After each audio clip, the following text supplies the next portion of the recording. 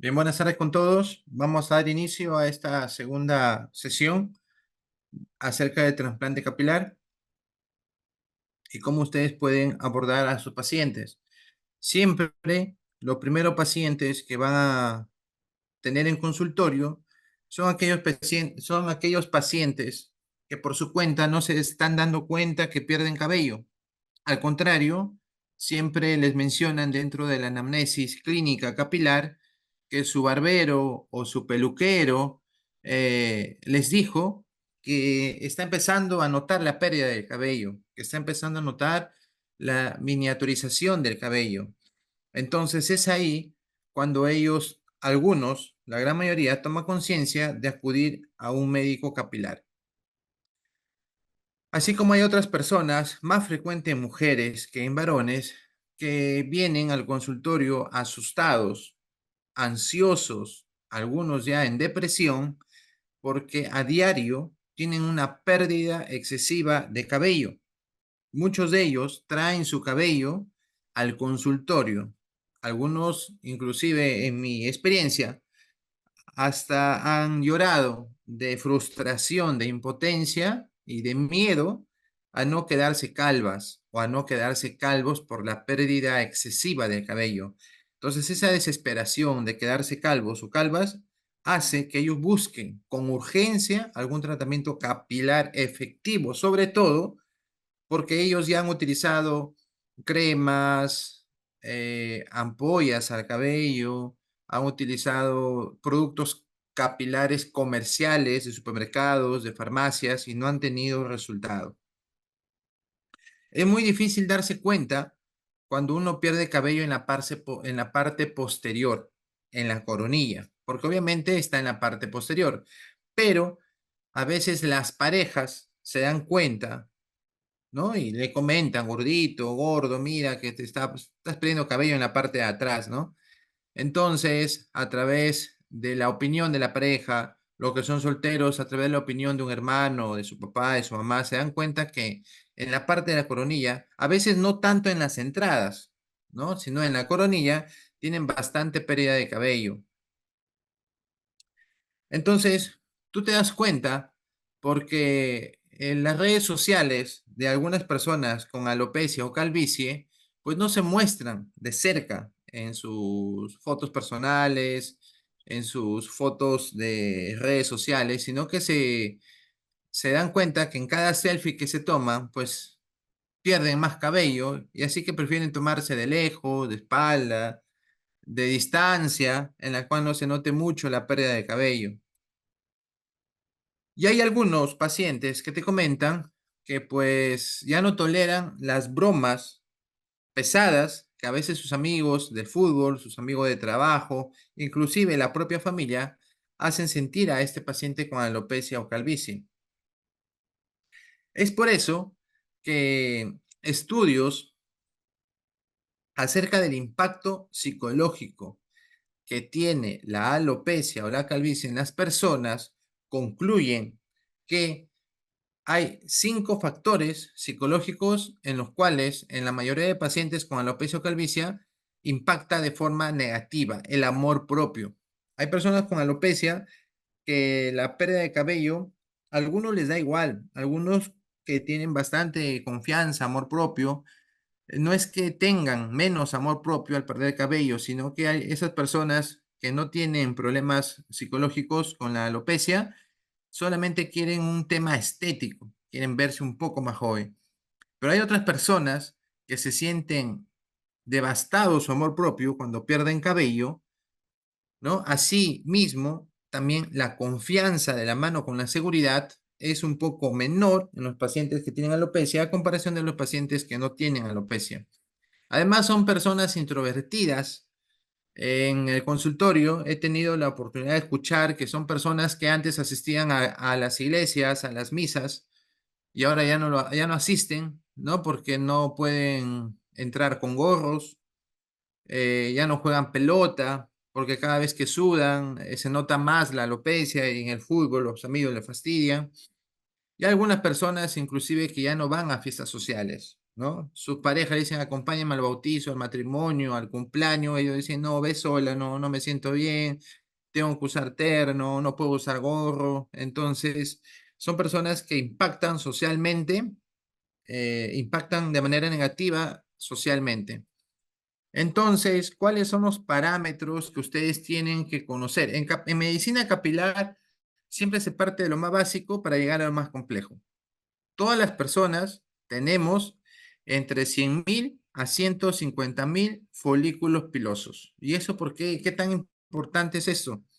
Es muy importante debido a que si tenemos 100.000 o 150.000 cabellos, tenemos una gran cantidad de cabellos que pueden ser movidos, que pueden ser redistribuidos, que pueden ser trasplantados de un lugar a otro sin que se note una pérdida excesiva de cabello. Otro dato importante es saber qué tamaño o cuánto es la longitud de crecimiento de cabello fisiológico, o sea, cuánto crece tu cabello al mes. Según las estadísticas, el cabello crece en la fase anágena, que es la fase de crecimiento del cabello, crece 10 milímetros por mes, crece un centímetro cada mes. ¿Y por qué es importante eso? Porque cuando tú inicias un tratamiento capilar, cuando tú empiezas a realizar plasma rico en plaquetas, cuando tú empiezas a hacer mesoterapia, cuando tú haces un implante de cabello, la pregunta de cajón que te tiene el paciente guardado es la siguiente: doctor, doctora, ¿y cuándo me va a crecer el cabello largo después de la operación? Entonces, generalmente después de un implante, el cabello podría empezar a crecer según la implantación, la revascularización, la cicatrización, a partir del cuarto mes del día de la cirugía. Entonces, tú podrías orientar a tus pacientes por quirúrgicos que a partir del cuarto mes el paciente va a notar que le va a salir cabello definitivo. Pero el paciente no quiere saber cuándo le sale el cabello definitivo, quiere saber cuándo va a tener el cabello grande y permanente. Entonces, si al cuarto o quinto mes el cabello ya sale definitivo y crece 1 centímetro por mes, podrías decirle más o menos que al año, en su último control anual, el cabello lo va a tener aproximadamente entre 6 a 8 centímetros. Y va a ser ya muy notable, se puede tocar el cabello. Entonces, esa es la manera adecuada de decir al paciente que va a tener cabello. No podemos decir al paciente que va a tener cabello a la semana después del implante o al mes, porque eso no ocurre así. El ciclo fisiológico del cabello demora, es lento. Inclusive su crecimiento es lento de 1 centímetro por mes. Lo mismo pasa con la alopecia areata. Hay pacientes que vienen a tu consultorio y te dicen, doctor, ¿cuándo voy a llenar ese parche de alopecia que tengo? Entonces, tú tienes que más o menos tener un tiempo límite según tus tratamientos y tu experiencia para tú poder dar un tiempo aproximado de recuperación capilar. Así como el cabello crece, también el cabello se cae. ¿Por qué? Porque así como hay cabellos en fase anágena, también existen cabellos en fase telógena, que son cabellos que sí o sí se tienen que caer.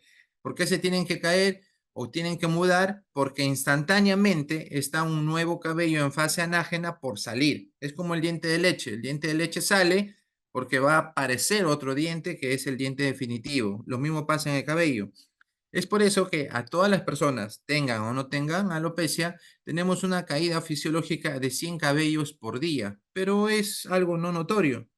Cuando ya empezamos a perder más de 100 cabellos al día, ya uno podría sospechar de algún tipo de alopecia en el paciente. Entonces, esta es la fase muy práctica para que ustedes recuerden el número 4 nada más de las tres fases del cabello: fase anágena, 4 años; fase catágena, 4 semanas; fase telógena, 4 meses. 4, 4, 4. Alguna literatura lo van a encontrar de 3 a 5 años, de 4 a 6 años, pero la mayoría de literatura de investigaciones coinciden con 4 años, con 4 semanas, con 4 meses. Obviamente eso no va a ser exacto, es un promedio de acuerdo a todos los estudios que se han hecho. Entonces, en la fase anágena, el cabello crece durante 4 años. Crece, crece, crece, crece, se va haciendo largo. Ese cabello en fase anágena no se cae fácilmente con el estrés, no está afectado por anemia, no está afectado por ningún factor exógeno o detonante.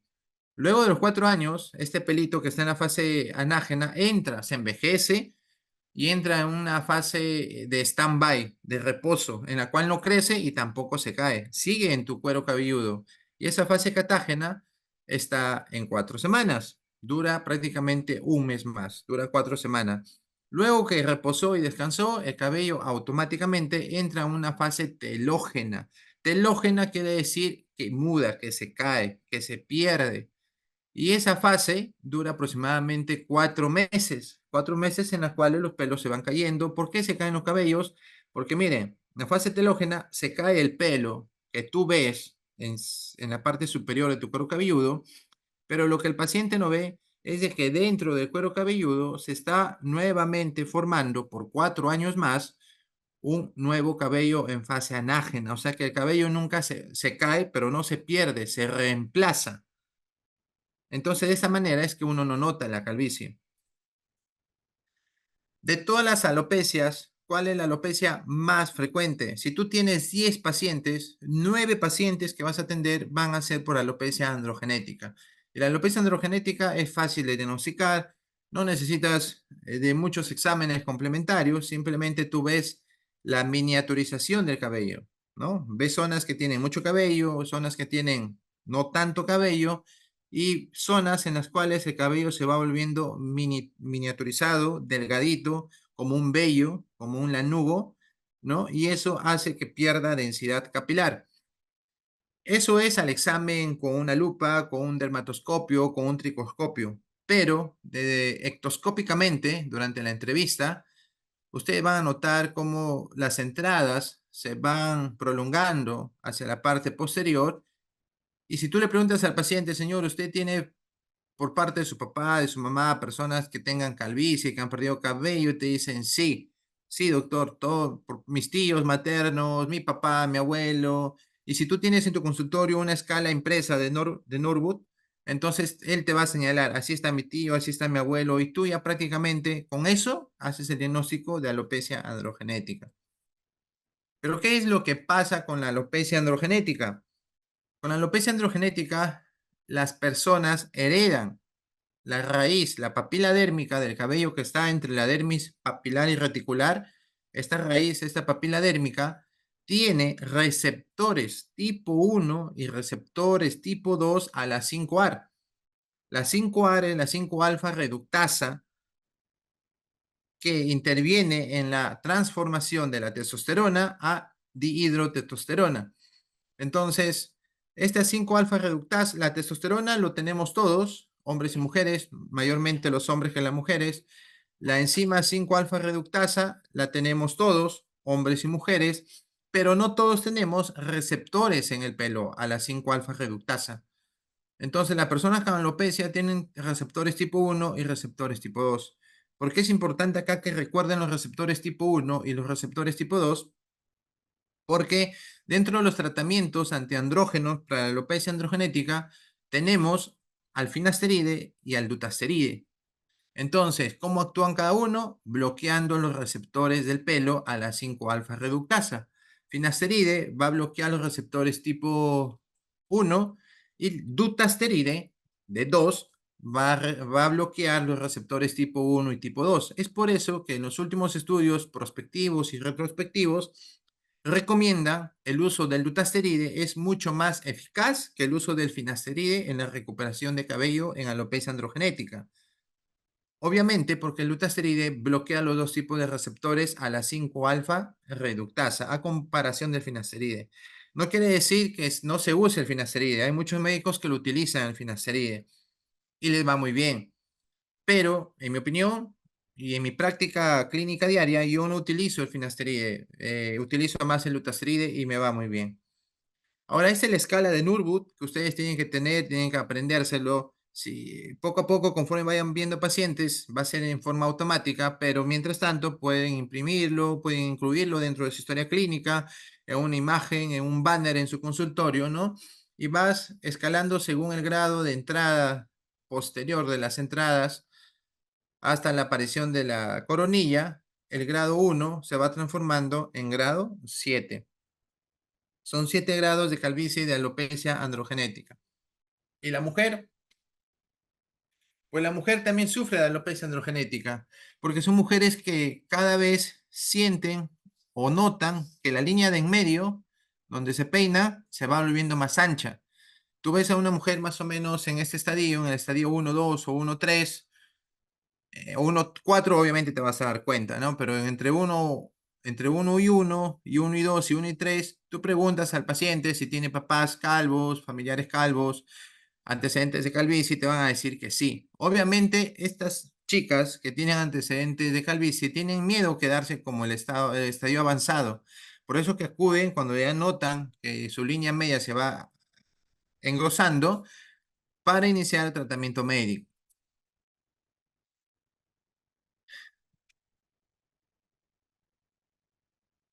Bien, esta es una alopecia muy caracterizada por el cual hay bastante pérdida de cabello. Esta es una alopecia por estrés. ¿Qué nos estresa?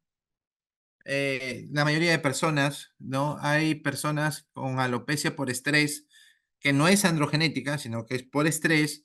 Yo he tenido en el consultorio pacientes universitarias que no logran gestionar su estrés, colegas médicos también, que tienen sobrecarga laboral, familiar. Entonces, ese estrés hace que los cabellos en fase telógena, que tienen que caerse en promedio, eh, en 4 meses, se les cae todos esos cabellos que tenían que caerse durante 4 meses, se les cae en una semana. Entonces, como se les cae de manera brutal, es porque acuden al consultorio. Entonces, estos pacientes no necesitan tratamiento médico, simplemente necesitan gestionar su estrés. Yo siempre les hago una interconsulta con psicología porque los psicólogos o las psicólogas tienen herramientas específicas para manejar el estrés laboral, el estrés amoroso, emocional, que es muy común en estos pacientes, el estrés familiar, el estrés laboral. Y lo que adiciona al tratamiento psicológico es el tema de sus vitaminas, vitaminas para el cabello en champú, vitaminas para el cabello en espuma o vitaminas para el cabello en cápsulas, que contengan colágeno, vitamina D, selenio, zinc, queratina, biotina y vitamina B3, pantenol y todas esas cosas que ayudan a la fibra capilar a ser más fuerte y evitar la caída del cabello telógeno. El otro tipo de estrés es la alopecia perdón, el otro tipo de alopecia es la alopecia por quemadura, en el cual hay pacientes desde niños o jóvenes que sufren quemaduras comerciales o domiciliarias que perdieron la dermis, quemaduras tipo 2, tipo 3, en las cuales son quemaduras profundas que pierden la raíz del pelo, pierden la papila dérmica, pues si estéticamente desean cabello, ¿no? Entonces, este tipo en la alopecia antiestrés no se implanta cabello, o sea, no es necesario implantar cabello en la alopecia antiestrés. En la alopecia por quemadura, sí, el implante capilar funciona muy bien. Se indica, es una indicación del implante capilar en alopecia por quemadura. Va muy bien el cabello en quemados. Ahora, la alopecia por cicatriz, hay personas que por deporte, de niño, manejando bicicleta, jugando pelota, tienen algún tipo de cicatriz en las cuales han tenido una herida de manera lineal en el momento, que no ha necesitado sutura o una sutura mínima, pero que con el tiempo han hecho queloide o ha quedado una cicatriz. Entonces, en una parte visible del cabello, estas personas buscan colocarse cabello y acá también es una indicación de implante capilar con muy buenos resultados. El otro tipo de alopecia es la alopecia areata, que es característica, más frecuente en mujeres que en hombres, en las cuales de manera circular, de manera parche, de manera redonda, se pierde cabello. Entonces, a veces la persona no se da cuenta, esta es una causa inmunológica en la cual tu propio sistema inmunológico bloquea a la papila dérmica y eso hace que no se genere pelo anágeno, ni telógeno, ni catágeno. Solamente se bloquea la aparición de cabello en cierta zona por un detonante que afecta al sistema inmunológico. El detonante más frecuente es la depresión. Estas personas acuden llorando, tienen problemas muy serios, económicos, la mayoría tienen problemas emocionales, rupturas amorosas, divorcios, temas legales por alimentos, demandas por un tema de casas, de cosas materiales, etcétera, no gestionan ese tipo de ansiedad o de estrés y genéticamente, así como el sistema inmunológico está débil en esta persona, genéticamente tienen una predisposición en sus folículos y ocasiona la alopecia areata. La alopecia areata no necesita eh, medicamentos como la alopecia androgenética, sino que como es un causal el déficit o el desequilibrio del sistema inmunológico, tenemos que dar inmunomoduladores. Por eso que acá los corticoides funcionan muy bien. Corticoide bioral, corticoides vía intradérmica, haciendo pulsos como dexametasona, triamcinolona, hidrocortisona, dependiendo de cada caso y de la gravedad de alopecia areata. Adicionalmente, también podemos incluir vitaminas, cápsulas que refuercen el crecimiento, inclusive minoxidil tópico o un corticoide tópico podría caer bien en estos pacientes con alopecia areata. Así como se en mujeres, en hombres también se da. Es fácil diagnosticarlo, son parchecitos redonditos como moneditas en el cuero cabelludo donde no hay cabello, ¿no? Y las causas son similares. Sistema inmunológico débil más un detonante psicológico que la mayoría es de tipo emocional. Tú le preguntas a tus pacientes si durante el último año han tenido un bajón emocional, toditos te dicen que sí. Terminaron su relación, se endeudaron, se quedaron sin trabajo. Es una infinidad de causas que ustedes tienen que recopilar durante la atención médica. La otro tipo de alopecia es la alopecia por tracción, en las cuales es muy frecuente en las personas deportistas, escolares, en las cuales peinan de manera muy apretada el cabello, por lo tanto jalan lo que es el, el bulbo del cabello y muchas veces se pierde con el tiempo cabello en la zona más proximal. A esta alopecia por tracción, muy aparte de no ajustar mucho el cabello, también se indica fortalecedores capilares como champú, espuma, loción y vitaminas.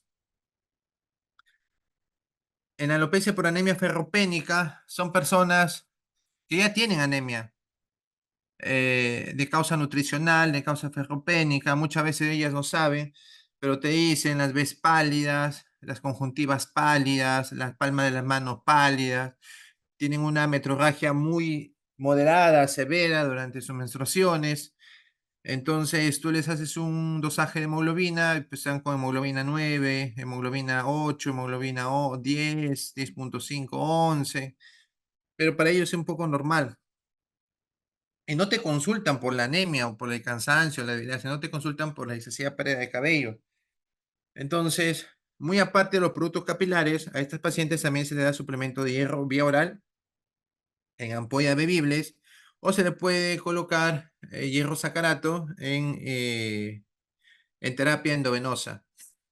El otro tipo de alopecia es la alopecia por problemas en la glándula tiroides, como puede ser el hipertiroidismo, el hipotiroidismo, en los cuales pues son pacientes que tienen la piel delgada, intolerancia al frío, desde el punto de vista de anamnesis. Entonces tú les preguntas si tienen familiares con tiroides y te van a decir que sí, le sacas un perfil tiroideo y te salen con un hipertiroidismo primario o secundario, los cuales puedes tratarlos si es que deseas o puedes pedir una interconsulta con endocrinología para que el endocrinólogo indique su tratamiento hormonal y tú lo adjuntas a su tratamiento capilar. Y va muy bien. El otro tipo de alopecia es la alopecia por gestación. Como saben, hay que darle muchos nutrientes al bebé y esos nutrientes no llegan mucho al cabello, por lo tanto el cabello se vuelve más fácil. Cabellos en fase telógena se caen mucho más fácil y rápido, entonces la gestante entra en estrés. ¿Por qué se me cae el cabello? ¿Por qué se me cae el cabello? Entonces, gestantes, muy aparte, hay que preguntar qué vitaminas están tomando y si vemos que no tiene alguna vitamina capilar, podemos reforzar con vitaminas adicionales. Esta alopecia gestacional también se prolonga a la alopecia posparto, lo cual es el tratamiento es similar, dar vitaminas en el posparto para que esta alopecia sea menos marcada. La primera pregunta que te hacen es si no esas vitaminas o esas cápsulas que tú le estás indicando no le va a hacer nada a su bebito, no va a pasar por leche materna. Pues no pasa, no son medicamentos, son vitaminas. Es muy importante la historia clínica. La historia clínica es una historia clínica como que hacemos para paciente neumológico, para medicina interna. Hay que tomar mucho en cuenta los antecedentes, si ya se han hecho algún tratamiento capilar previo. Hay algunos pacientes que ya se han hecho trasplante capilar hace 10 años, 15 años, ¿no? En otros países, en otros lugares. Entonces, todos los antecedentes personales, patológicos, quirúrgicos, hay que tener muy en cuenta durante la historia clínica y hay que anotar todo. Hay que preguntar métodos anticonceptivos, eh, hábitos nutricionales, ¿no? Hábitos nocivos y todo lo demás.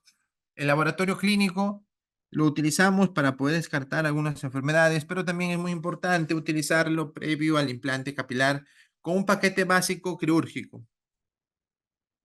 Luego hay que tomar siempre fotografías de buenos ángulos en los cuales se note la parte lateral, la parte posterior, la parte frontal, para que el paciente, conforme vamos pasando los controles, tenga una visibilidad o una seguridad de que el tratamiento ha sido efectivo en el tiempo, ¿no? El paciente a veces te reclama en la fase final, doctor, pero acá no creció pelo, pero tú le muestras cómo vino, pues bueno, tienes un gran cambio desde cómo llegaste al consultorio, ¿no? Obviamente no hay un 100%, pero el tratamiento ha sido efectivo desde el punto de vista capilar. Obviamente nunca se puede complacer a todos los requerimientos perfeccionales que tiene cada paciente, ¿no? Pero los cambios en terapia capilar son muy buenos. Entonces, en redes sociales nosotros vemos, escuchamos acerca del injerto capilar, el microimplante capilar, el microtrasplante capilar, todos son sinónimos, es lo mismo. Trasplante capilar es lo mismo que implante capilar, que microtrasplante, microimplante o injerto capilar. Entonces, ¿qué es el trasplante capilar? Es la redistribución de cabello. Obviamente, el paciente con alopecia androgenética tiene más cabello atrás. Lo que tenemos que hacer es redistribuir. Como tienes más pelo atrás, este pelo podría ir muy bien en la parte de adelante donde ya no tienes. O sea, no aumentamos cabello al paciente, sino que simplemente lo cambiamos de lugar. Hay una redistribución, ese es el fundamento. Entonces, ustedes se preguntarán, pero colocar agujas en el cuero cabelludo del paciente muy riesgoso, se encuentra el cerebro, los nervios. Pues sí, hay que estar entrenados para poder hacer un buen tratamiento. Para eso es muy importante conocer la anatomía básica. El nervio occipital es el que inerva todo el cuero cabelludo, tanto occipital menor, occipital mayor. En la parte posterior, en la parte lateral, los nervios auriculares y en la parte anterior, el nervio troclear y supratroclear.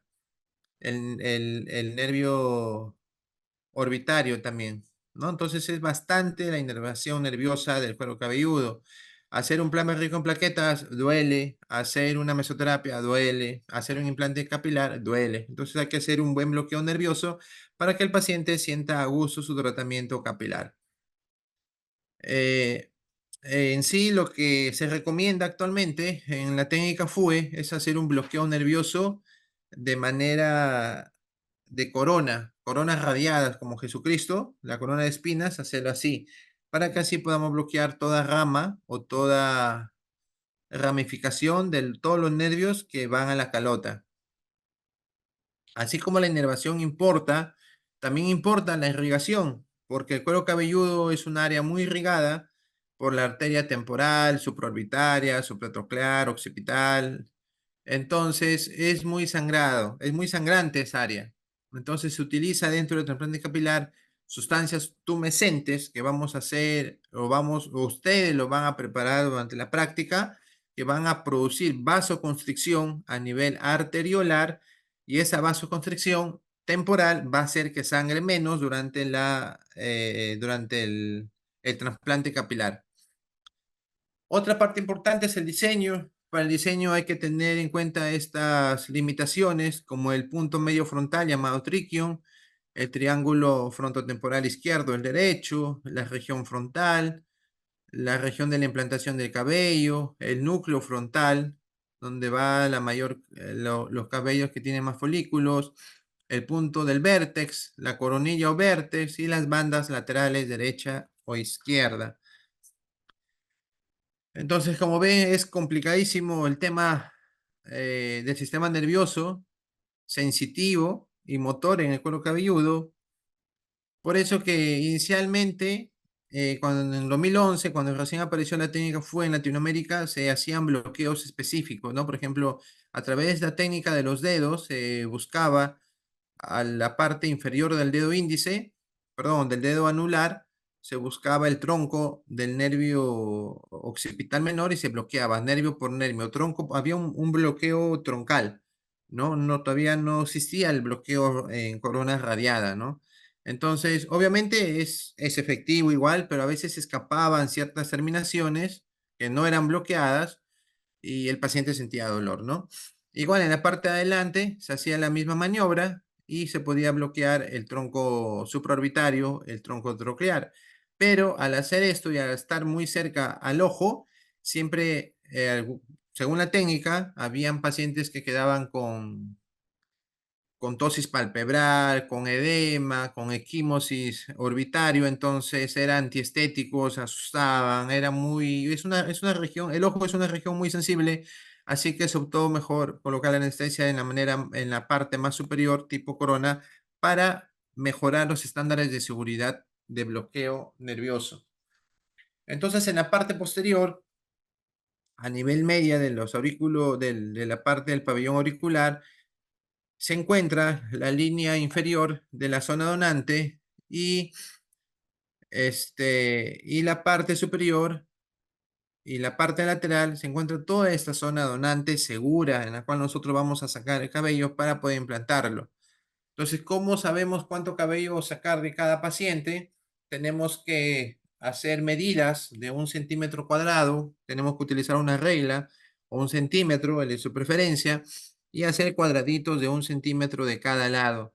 Y una vez que hacemos centímetros de 1 centímetro cuadrado, entonces tenemos que contar cuántos pelitos hay en ese centímetro cuadrado, ¿no? Cada puntito amarillo es un pelito. Entonces, hay una manera más práctica de hacerlo, que a mí me enseñaron y yo les enseño, es hacer el cuadradito de 1 centímetro cuadrado y contar solamente todos los pelitos que están en un lado, en forma de L. Por ejemplo, acá hay 10. 10 a la derecha, 10 a la izquierda y lo multiplicas. 10 por 10 son 100 pelitos cuadrados.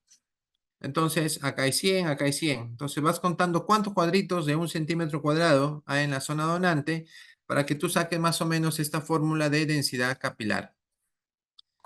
Entonces, una manera práctica es decir, ¿no? Toda esta línea mide 30 centímetros y toda esta línea vertical mide 5 centímetros, 30 por 5. Tengo 150 centímetros, 30 por 5. Tengo 150 centímetros de área donante segura. Quiere decir que tengo 150 centímetros cuadrados de cabello para yo poder sacar, para yo poder retirar, ¿no? Entonces, pero ¿cuánto es la densidad promedio por centímetro cuadrado? Como hemos visto en la figurita, la densidad promedio es de 100 pelitos en cada cuadradito.